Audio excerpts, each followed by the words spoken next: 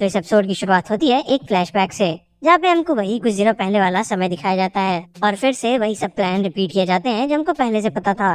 तो प्लान यही था कि सबको सेपरेट करना है। उनको सेपरेट इसलिए करना है क्योंकि शिगराकी और all for one conscious share करते हैं और वो इजीली एक दूसरे की हेल्प करके एक दूसरे के साथ जीत सकते हैं। बहुत सारे प्लान बनाए गए थे कि किसको कहाँ पे लेके जाना है। जैसे शिगराकी को लेके जाना है फ्लाइंग फोर्ट्रेस में, जहाँ पे उसका डीके काउंटर किया जा सके, या फिर कैसे टोगा को लेके जाना है एक बहुत ही सिक्योर्ड आइलैंड पे जहाँ पे वो किसी और को इफेक्ट ना कर सके क्योंकि वो सबसे ज्यादा इन्फ्लुएंशियल थी। और जैसे दावी और शोटो का मैच ऑलरेडी फिक्स था और कैसे ऑल फॉर वन फेस करने वाला था एंडेवर को, तो सबके मैचअप्स ऑलरेडी काफी टाइम से फिक्स थे और यही उनका प्लान था कि कैसे सबको 8 अलग अलग जगहों पे सेपरेट करना था। और इसका आइडिया उन लोगों को किसी और से नहीं बल्कि स्टार एंड स्ट्राइप्स की बैटल से ही आया था। कैसे उनको पता चला था कि ऑल फॉर वन बहुत वीक है हवा में, मतलब बहुत वीक नहीं भी है पर फिर भी काम भर का वीक है। एनीवेज फिर उसके बाद एक इंट्रो आता है और हमको इस प्लान का एग्जीक्यूशन दिखाया जाता है, जहाँ पे हमको एमएचए का फ्लाइंग फोर्ट्रेस दिखाया जाता है। वही फ्लाइंग फोर्ट्रेस जहाँ पे लड़ रहे होते हैं शिगराकी, बाकुगो, बेस्ट जीनियस, एडशॉट, मिर्को और बहुत सारे स्पेशल हीरोज। उन सबका प्लान यही होता है कि उनको शिगराकी को यहाँ पे कंटेन करके रखना होता है जब तक कि मिडोरिया नहीं आ जाता, क्योंकि मिडोरिया 200 किलोमीटर दूर उस आइलैंड पे जाके फंस गया होता है जहाँ पे कोई और नहीं बल्कि टोगा होती है। पहले तो डेको कॉल करता है असिस्टेंस के लिए ताकि वो वॉर्प गेट के थ्रू जा सके, बट दिक्कत ये है कि मोनमा एक वर्ग से दूसरे वर्ग के बीच में स्विच करेगा तो उसमें 10 सेकंड लग जाएंगे और वो 10 सेकंड मोर देन इनफ होंगे। किस चीज के लिए आप पूछ रहे हैं? इस चीज के लिए क्योंकि अब शिगराकी की बॉडी म्यूटेट कर चुकी है।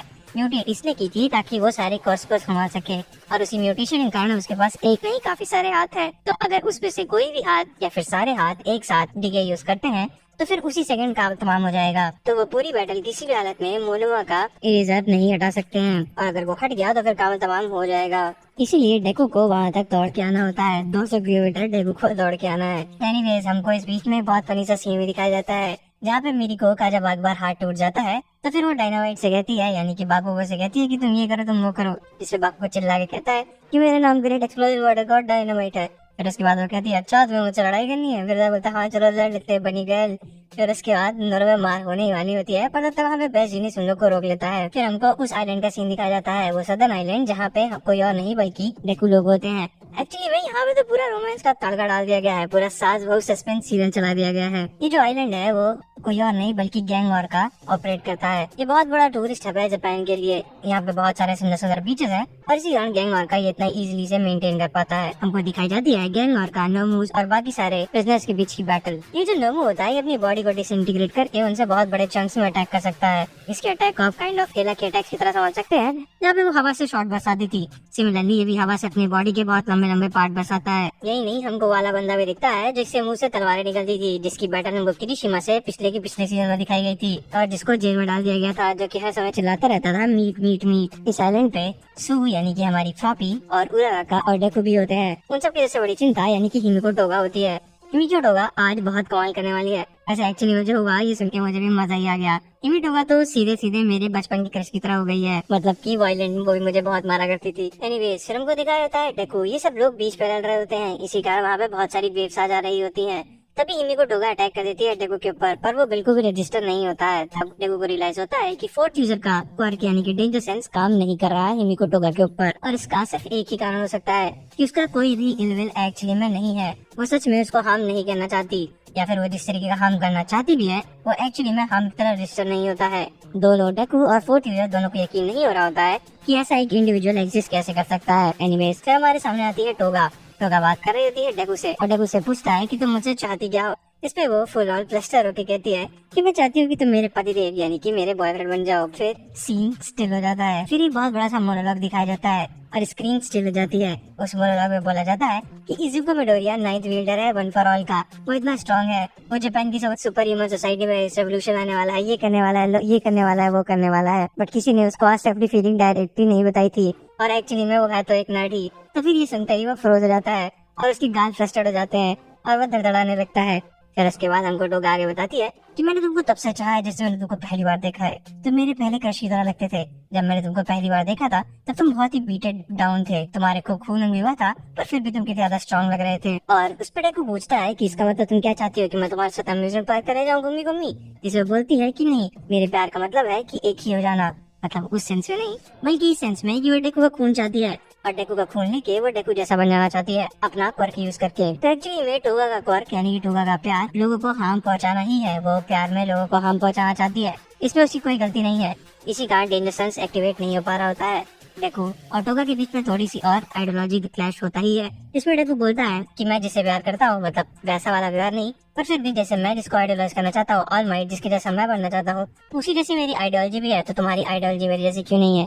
इस पर टोगा दुखी हो जाती है क्योंकि उसको याद आता है कैसे सबने उसको बचपन से बताया है कि तुम्हारी आइडियोलॉजी ऐसी है वैसी है, तुम्हारी आइडियोलॉजी खराब है। उसके मम्मी पापा पूरा राका और अब डेकू भी, उसको कोई भी नहीं समझ सकता है। इसी दुख में वो कुटाई चालू कर देती है डेकू की। एनीवेज मार हो रही होती है उसकी सबसे, तब तक वो उराका को एक चाकू भी भोग देती है और फिर सू भी आ जाती है। बहुत सब कुछ हो जाता है। इसी बीच में टोगा बोल देती है उराका से कि मुझे लगता था कि तुम मुझे समझ पाओगी क्योंकि हम दोनों एक ही इंसान से प्यार करते हैं, पर ये बात डेकू नहीं सुन पाता है। और इससे पहले कुछ और उपाय सू उससे कहती है कि तुम यहाँ से चले जाओ, शिराकी को हराने का तरीका देखो। इसे सुनने के बाद डेकू वहाँ से चला भी जाता है और फिर हमको आगे देखने वाली है एक कमाल की बैटल उराका, सू और हिमिको टोगा के बीच में। डेकू यूज करता है बहुत सारे क्वर्क, सबसे पहले तो फ्लोटेशन, फिर उसके बाद फाजिन, उसके बाद वो अपने एयर कैनन का यूज करके बहुत सारी स्पीड में भाग रहा होता है, पर फिर भी उसको स्लो लग रहा होता है।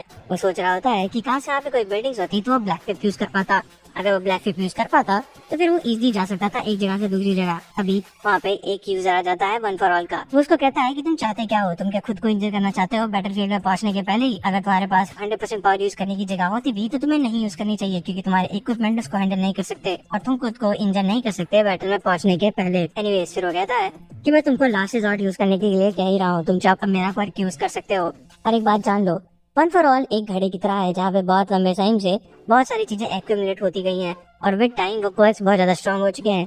मेरा क्वर्क जो कि पहला था, इस कारण वो बहुत ज्यादा स्ट्रॉन्ग है। इसी कारण अगर तुम्हें उसको यूज करना है तो उसको बहुत ज्यादा संभाल के यूज करना है। ये बहुत ही यूनिक पावर है और इससे बिल्कुल भी रेकलेस मत होना। और इससे पहले की पावर रिवील हो, हमको वापस सीन कट होके दिखाया जाता है शू, उराका और टोगा के बीच में, जहाँ पे वो मार करने के लिए तैयार होती है। तभी वो जिन को भी याद करती है और वो कहती है कि मैं ऐसी लड़ाई करूंगी जो मेरे लिए सेंस बनती है, जिसपे उराका कहती है कि मैं भी ऐसे ही करूंगी। यहाँ पे तो पूरा सास बहू सस्पेंस चल रहा है गाइस, मजा ही आ गया मुझको। लव ट्रायंगल क्रिएट हो गया है। एनीवेज से हमको दिखाया जाता है कामिलो वार्ड, जहाँ पे हमको पहले लव ट्रायंगल दिखाया जा रहा था, अब हमको यहाँ पे फैमिली प्रॉब्लम दिखाई गई है। यहाँ पे कोई और नहीं बल्कि दाबी होता है क्योंकि याद कर रहा होता है कैसे उसने काम करना पहली बार शुरू किया था उस फोजू वाले इंसिडेंट के बाद। बैटल ऑफ फोजू में आपको अगर याद हो तो खूब सारे लोगों निकले थे। आज लोग इतने ज्यादा स्ट्रॉन्ग हो चुके हैं कि वो हीरोज को अकेले हरा सकते हैं या फिर उनकी बैंडोरी बजा सकते हैं। वो जगह बहुत ज्यादा गर्म हो चुकी होती है, इसीलिए टन्ने उसके अंदर नहीं जा पा रहा होता है। उसके इंजन ओवरहीट हो रहे होते हैं। एंडेवर के साइड किक्स और शोटो लड़ने आए होते हैं डाबी से। वो काफी ज्यादा डिसअपॉइंटेड भी होता है क्योंकि डाबी को लग रहा होता है कितनी मेहनत के बाद भी एनजी टोडोरोकी यानी कि उसका बाप उससे लड़ने खुद नहीं आया। हमको सब लोग के बीच में छोटे छोटे इंटरेक्शन भी दिखाए जाते हैं, बट आई गेस वो ज्यादा रेलेवेंट नहीं है। मेन बात ये है कि यहाँ पे सब लोग शोटो को सपोर्ट करने आए हैं। सब लोग ओपनिंग मनाएंगे शोटो के लिए और फाइनल अटैक ऑब्वियसली शोटो का ही होने वाला है। डाबी उसको शोटो भी नहीं बल्कि उसको अपना थर्ड सन बता रहा होता है। फिर शोटो डाबी से कहता है कि तुम्हें ऐसा नहीं लगना चाहिए कि मैं अपने बाप के कहने पे यानी कि हमारे बाप के कहने पे यहाँ पे आया हूँ। मैं यहाँ पे इसलिए आया हूँ क्योंकि मैं जेन्युइनली तुमसे लड़ना चाहता हूँ। इस पे डाबी कहता है कि तो तुम केवल एक पॉन हो डैड के हैंड में। इसका मतलब तुम मुझसे भी गए गुजरे हो जितना मैंने तुम्हें सोचा था। फिर शोटो बोलता है कि अगर तुम जिंदा थे तो तुम वापस क्यों नहीं आए? जिस पे डाबी बोलता है तुम सच में जानना चाहते हो कि मैंने ऐसे कैसे किया? चलो मैं तुमको बता ही देता हूँ, पर उससे पहले कि यहाँ पे बहुत सारे लोग हैं। ये सोल्जर वर्सेस सोल्जर की लड़ाई नहीं है, ये इंडिविजुअल बैटल्स हैं जहाँ पे कोई फ्रीली जीना चाहता है यानी कि टोगा, जहाँ पे कोई दुनिया को चेंज करना चाहता है यानी कि स्पिनर, जहाँ पे कोई दुनिया को डिस्ट्रॉय करना चाहता है यानी कि शिगराकी। वो बोलता है कि तुम जानना चाहते हो मैं डाबी कैसे बना, और इससे पहले कि वो कुछ क्लियरली बता पाए ये एपिसोड यहाँ पे खत्म हो जाता है। ये तो पूरा सासवा वाला एपिसोड था, मुझे मजा ही आ गया। पारिवारिक ड्रामा देखने में मजा ही आता है। खैर बचपन से अपने परिवार में भी तो मारी देखी है, दूसरी के परिवार में मार क्यों ना देखी जाए। ना अपनी लव लाइफ सक्सेसफुल है ना इजुको की, पर कम से कम उसे कोई प्यार तो करता है। एनीवेज ये था episode. This is Nishivan, thank you for watching.